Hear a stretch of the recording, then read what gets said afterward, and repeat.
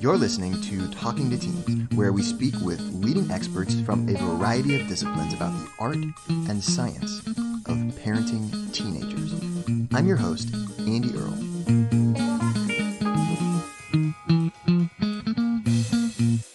We're here today with Diane Tavenner to talk about how to prepare your teenager for college and for life. Diane is the author of the book Prepared: What Kids Need for a Fulfilled Life. She's the co-founder and CEO of Summit Public Schools, which is a nationally recognized nonprofit public school network that has been included in America's Best High Schools list by U.S. News and World Report, America's Most Challenging High Schools by the Washington Post, and the world's top 10 most innovative companies in education by Fast Company. Her schools are consistently recognized, written about, and awarded as some of the most innovative and effective schools in the world. How is it that her schools are so much more effective than typical schools at preparing kids for college and for life? No matter what kind of school your child is in, Diane is going to talk about some simple daily habits that will have a dramatic impact on making your teenager better prepared for their future. We are so honored and excited to have Diane on the show today. Thank you so much for being here. Welcome to Talking to Teens. You have a lot of experience in schools, some schools that you have kind of built from the ground up, really, and getting to experiment with a total new way of education and a new way of thinking about how to really prepare kids for life. And it's really inspiring. It's cool. Can you talk a little bit about just how did this happen? How did you get here, and what inspired you to then turn it into a book? Well, thank you. I am grateful to be in conversation with you today, and it's always fun to reflect on the journey of how we got here.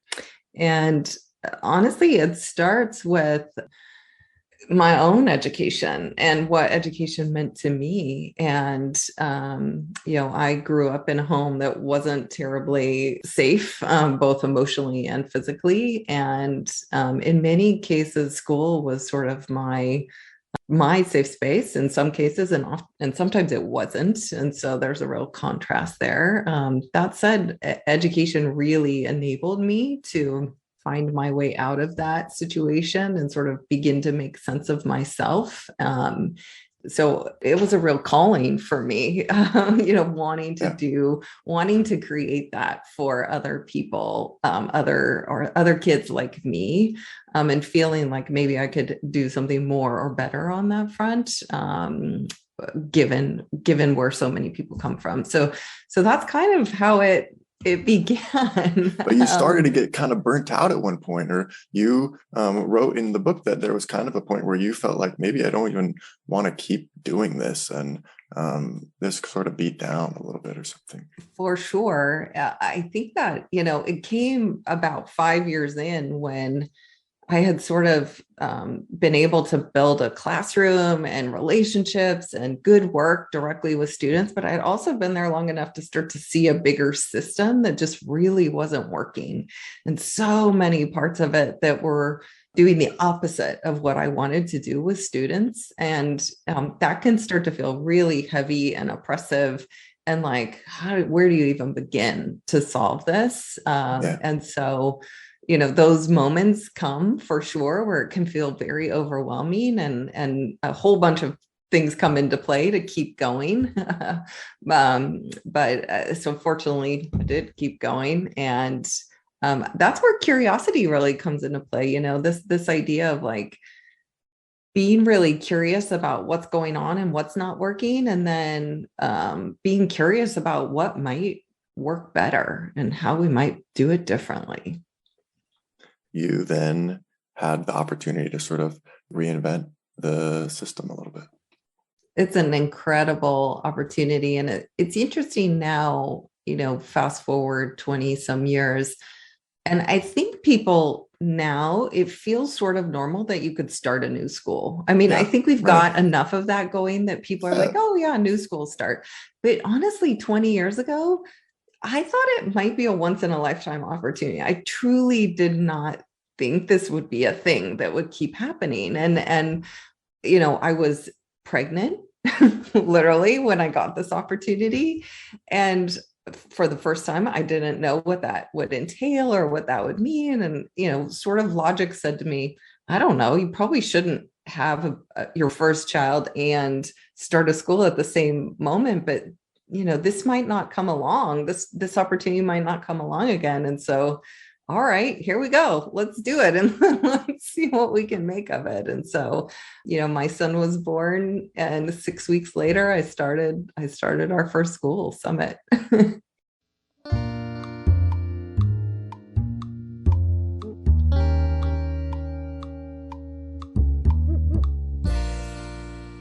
so and you from the very beginning did things really differently at the school. What was sort of like, or I guess if you have to describe to people what is different about your school, like how do you even begin to talk about that?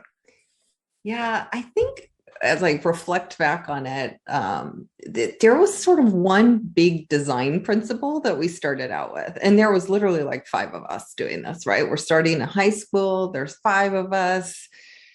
It's only 80 students. Okay. We're bringing this thing into life, so it's a small group, and everyone in the five is like has been a successful teacher, so someone who really connects with kids, but deeply believes in teaching, and Yeah. felt like we weren't set up to be successful in our schools. And so that was really our starting design principle. Like, what would it look like if great teachers were set up for success? And wouldn't everything sort of fall into place after that?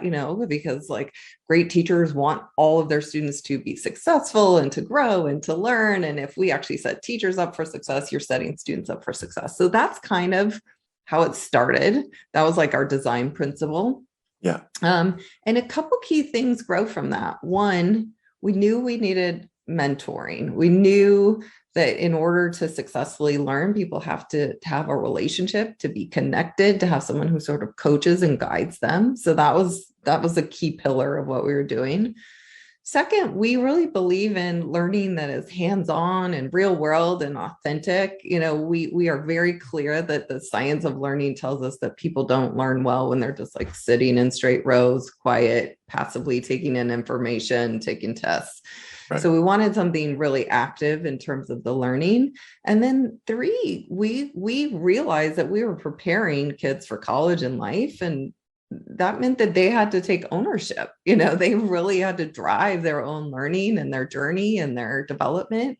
And if you think about our schools, they're not designed to do that. They are designed, they're the opposite, right? How do you comply? How do you follow directions? Like, how do you do what you're told?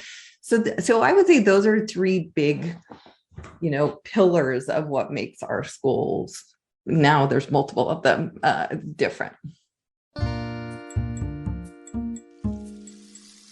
Is there anything that has been surprising to you, or that has really changed in the way you think about education or child development and kind of this experience? Yeah. Oh my gosh, so many things. I think that's another hallmark of the schools, is that they're just continuously improving and evolving. Totally. They're never done. Okay, we figured it out. That We're doesn't good. exist. Yep. Constantly learning, constantly growing. I think probably the thing that I keep growing on, like over and over and over again, is that last piece of like having kids really take ownership of their own learning in their lives. And there's so much we've been conditioned into that you don't even know is there in how you do things. And I think that's where I've made the most growth over time, is like really changing how my interactions with students are, and how we think about teaching, and what the classroom experience looks like, and all of those pieces, to go more and more and more towards their ownership, and so much less about me. So much of Yeah. this can be about the adult. Well, that was like, I think, a really interesting moment in your book. You talk about a conversation that you were having with one of your fellow teachers about a student who was really falling behind and was on track to fail. That's one of the kind of principles that you set your school up on, is that everyone would be able to graduate, that you promise the parents that you'll get everyone through. And so there's this student who's just, for whatever reason, not really working. Whatever is happening is not really working. You said you kind of got together with her and put together this list of what are all the things that we could possibly do, and then realized that like so much stuff on that list was about, you doing things for him, or about Yes. her doing things for him. This sort of realizing that that's not the answer, that we need to help him take ownership for his own education, for his own future. And so what did you then ultimately do, or how'd you do that? Yeah, that conversation is one of the most pivotal ones I've ever had in my life. And I still work with Kelly Garcia, who is that other educator, in close partnership. And for both of us, it was so profound, because we had that aha that you just, recited, which is like, oh my gosh, we're doing everything. That's not going to help him. That's not. And we don't even know what's going on there and why he's not doing things. And so it really flipped the whole conversation to be like, well, first of all, go figure out what he wants, what matters to him, what motivates him, what's blocking him, and then have him participate in building, the way out of that. But the most interesting thing is, before you even get to that place, you have to interrupt our thinking, which is pretty normal, where it's like, oh, well, that kid didn't do what they were supposed to do. They're just going to fail. And like, that is a thing we do over and over and over again. And with incredible consequences. And so one of the big lessons that comes out of that is this idea of revision and redemption. Okay. And that learning really is about, trying something. Maybe it's not working the first time, getting some feedback, revising it, and having the opportunity to redeem that one-time shot. We generally give people one at bat in learning in America, which is crazy. Right. It doesn't make any sense. And so having a culture in the learning environment that is all about that, constantly revising and iterating and learning and growing. And you're starting to see a theme now between, it's how we run the whole organization, it's how we think about our own journey and development, and that for our kids as well.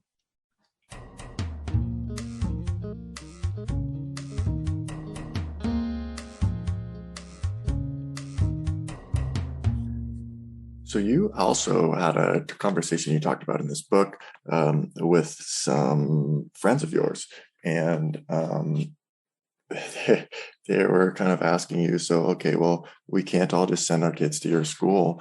How do we handle having our kids being in a regular school where they're bored, where they're being asked to do this homework that's just rote learning every night, and they have hours of homework and they're not engaged. The teachers are not really doing any of this stuff that you're saying is so important at your school. How do we sort of exist in this world? It seems like this is probably a conversation that you have a lot with parents. I wonder what do you say to that? It's such a painful conversation, and the one you're reciting in the book was early on, and it literally like was a punch to the gut. It was painful. And I continue to search for better and better answers to that conversation. Certainly, there's a whole discussion about like what we need to do as parents to ask for and advocate for the type of schools that work for our kids. And but I don't want to just leave it as sort of activism, as you will, because there's the reality of like, my child's in front of me today. Right now. What do I do right now?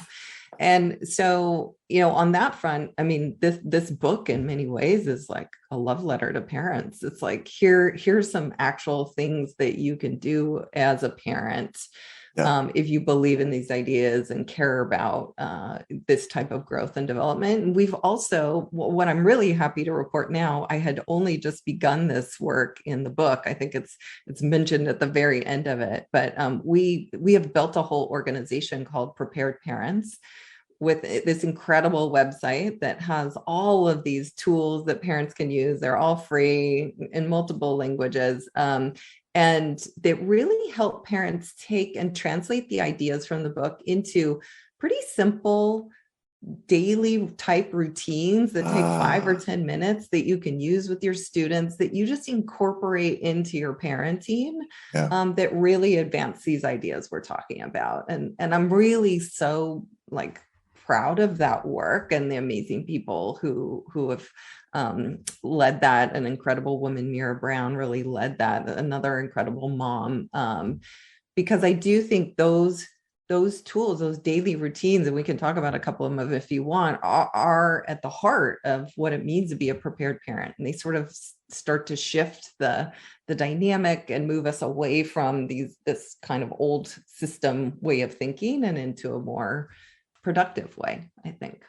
Yeah, I'd love to talk about some of those, but I feel like, well, I'd love to address this also, this idea that we hear from a lot of parents and teachers that, hey, maybe it's kind of good to have our kids be in this crappy system because that's how the world is, and that's what everyone else is going through, and it builds character. And I went through this kind of school system and I turned out just fine. And so did all the people I know. They turned out fine. They're good people. So, do we really need to be trying to change things? Do we really need to be looking for a different way of doing things? Like, what's wrong?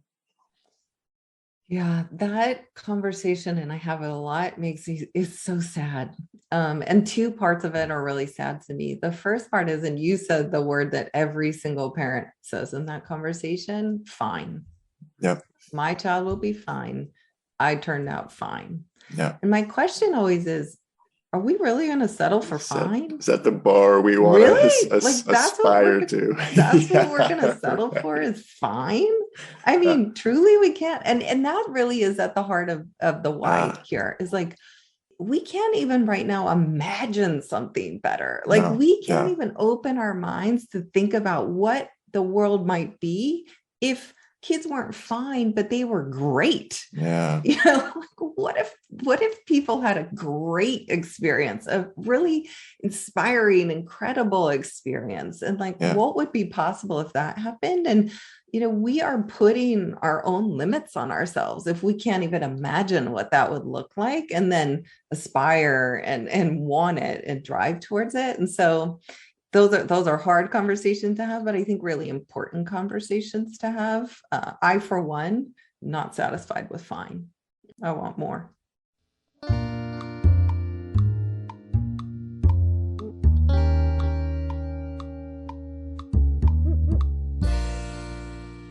I think we're all right there with you. And I wonder if you could talk about some of those strategies, some of those daily habits that you were talking about earlier. What could that possibly even be, or what could that possibly look like? One of the most popular ones we have, and it's so simple, is it's called check in and check out. And the idea is that 5 minutes in the morning, 5 minutes at night. And there is literally, as a parent, and then with your children, you check in, and checking in looks like, first of all, like, I literally am intentionally checking into my life and my day in the morning. Okay, yeah. I'm going to set, and everything I'm about to say will be very familiar to people who have meditation practices or yoga or intentional or leadership. These are not new ideas, but this simple routine of, in the morning, checking in with yourself. So what this looks like, if, I'm a mom, let's pretend you're my child, and we're going to check in the morning. And I say, I'm going to check in with myself. How am I feeling this morning? Oh, I'm feeling optimistic, or I'm feeling nervous, or I'm feeling, quick check in about like what's going on.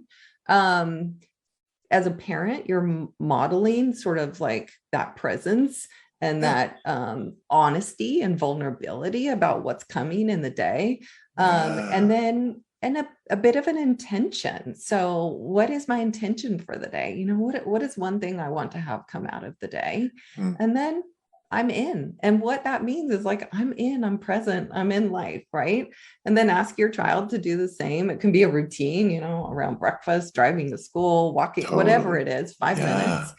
And then the idea is you circle back to it in the evening before as Okay. you end your day and you check out. And so this is more reflective now, whereas like how was the day? What did I experience? That intention did I set? Did it come about? And like, what am I thinking about for tomorrow? And then we, check out of that day for our rest before we check back in. I mean, so simple, so powerful. This practice of setting an intention and reflecting on it is one of the skills of really successful people. This is what it means to own and drive your own life in a really simple way.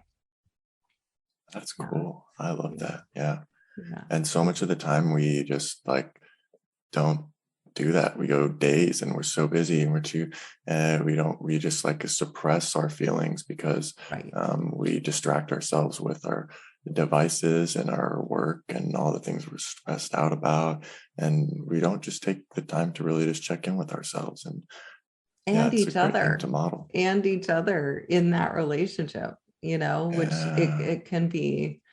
Yeah, that you can go days and realize, oh, I don't actually know. And as a parent, what's interesting is when you do this as a practice, it feels a little bit weird at first, but then you just get Okay. into the routine of it, and there's all kinds of places that you can take it. You can start practicing more sort of adjectives to describe how you're feeling, and getting really good at articulating your emotion is a Yeah. very powerful skill to have. And so Totally. there's like all different directions you can go, but most importantly, you're building a connection with your child, like a really authentic connection, and you're really listening to them. And one of the things that we hear most from teens, they don't feel like adults listen to them. And they have really incredible things to say if we pause and listen. And so Mm. making space for that regular routine, for that to come up, obviously some stuff will come up and then you'll want to follow up in deeper, more. But if you're not even making a space for it to come up, you might miss it. We're here today with Diane Tavenner talking about how to prepare your teen for college and for life. And we're not done yet. Here's a look at what's coming up in the second half of the show. I asked the what I now believe is like the worst question you can ask as a parent is, how was school? Oh, right. It's like the worst question. How was school? And he was like, fine. Yeah. And of course, because that's the answer. And I said to him, well, I got like frustrated. I was like, fine. Like, didn't something happen? Something had to happen, and he just looked at me. He's like, Mom, if you really want to talk to me, like, why don't you ask me about something that we both care about? But don't ask me to just sort of recite what happened in the day. That's not interesting to me or to you. I was like, oh, you're right. We as a society ask the dumbest questions of our kids, the dumbest one being, what do you want to be when you grow up? Right. Which is so confining and boxes them in. It asks them to commit to something they don't even know or understand. It just doesn't make any sense. My son was going to one of my schools, and I was traveling this one week, and my husband had sort of always helped with math. That was kind of his thing. And I got home and he was so frustrated. So frustrated. And what I really quickly, he was not talking to me as the mother of his child or his wife. He was talking to me as, the person who's running his child's school. And Yep. he was like, I was trying to help with math homework and there's not a textbook.